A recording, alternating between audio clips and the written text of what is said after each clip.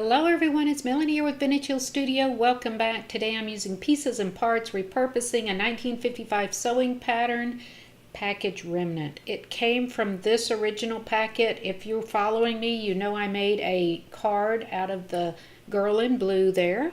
And this was the remnant from after I cut her out. So this was the leftover part of the patterned packet. And I wanted to repurpose that into something useful.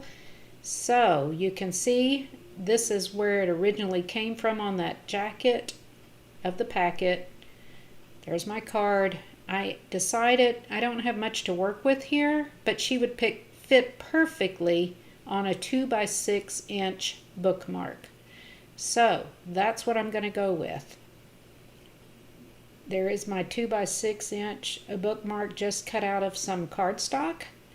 And I'm going to try to fit her on here as good as possible using as much ephemera as I can. Here's my Westcott razor pen that I used on that card as well. And I'm going to try to cut a straight line just down this edge. I know I've got a little notch in her skirt, and of course it's cut away at her leg there. So I'm going to have to become very creative in how I get this to work on the bookmark without losing any more of this pattern. Now it is very brittle, as you can see. There is some discoloration, and the paper itself is very brittle. So I'll just start by cutting a straight edge here to go onto the front of my bookmark. And as we go along here, I'm going to speed this up quite a bit. You will see the whole process, but I don't want you to have to wait on me. Okay, here's the booklet that comes in with the pattern. It has more written instructions than what's on the tissue. It actually tells you about the buttonholes and pleats and all this kind of stuff. So I'm just cutting out some pieces and parts for the ephemera part of my bookmark here. I don't know what I'm going to use at this point, so you're just seeing the whole thought process as we go along. There's a lot of good information on this booklet, and it is in good shape. So again, I'm cutting out several pieces so that I have many things to choose from to see how this will lay out and fix up kind of that part below her skirt and that part of her missing leg and shoe.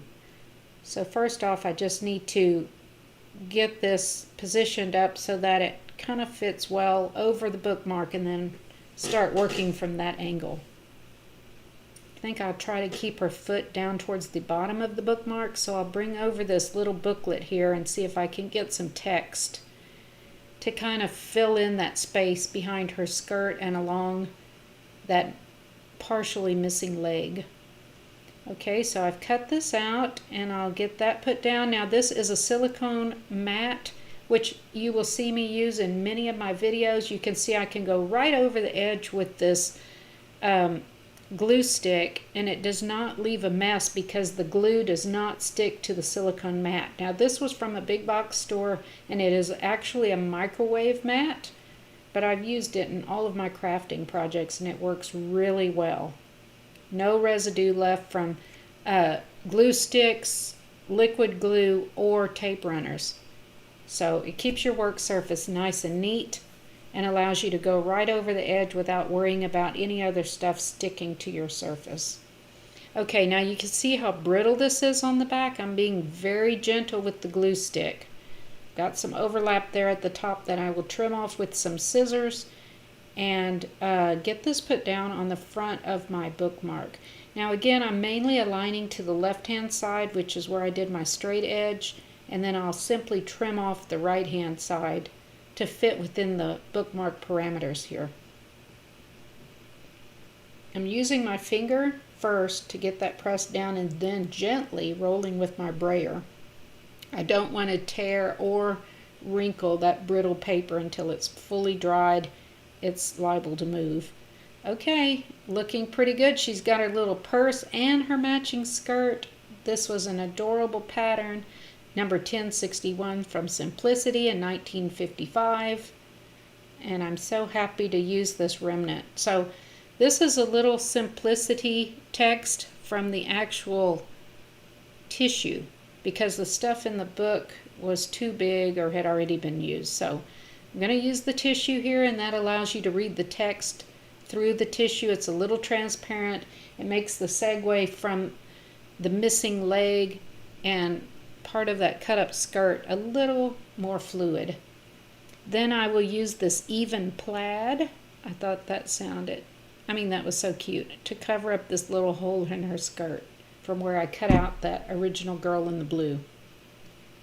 Okay, just again working with the ephemera here, trying to place things down. This says it's a detailed dressmaking. So we're going to do this right along the top. Get that put down. Again, being very, very careful with the glue stick. You don't want to tear this brittle paper, so just give it a light touch when you're using or working with brittle paper like this. Anyway, I am so happy to repurpose this into something useful, because I think the time was pretty limited on how long this pattern jacket would actually last after becoming so brittle, and I'd hate for it to go into the trash, because it, to me, is really a true art form, the way they did these old patterns. And if you saw from that original card, this was a 25-cent simplicity pattern in 1955, so how in the world did they do all of this printing, add the tissue, add the booklet, and sell it for 25 cents and make a profit? I do not know. But anyway, back to the bookmark. You can see I'm lining this with kind of a navy blue, which pulls out the blue in her skirt. It's a double-sided paper, which will serve me well for the back side of the bookmark as well, which is where I added a little more information from that actual booklet, the instruction booklet. Thank you so much for dropping by today. I hope you enjoyed watching the creativeness that went into this bookmark, and I hope you will come back and join me again next week. Happy crafting, everyone!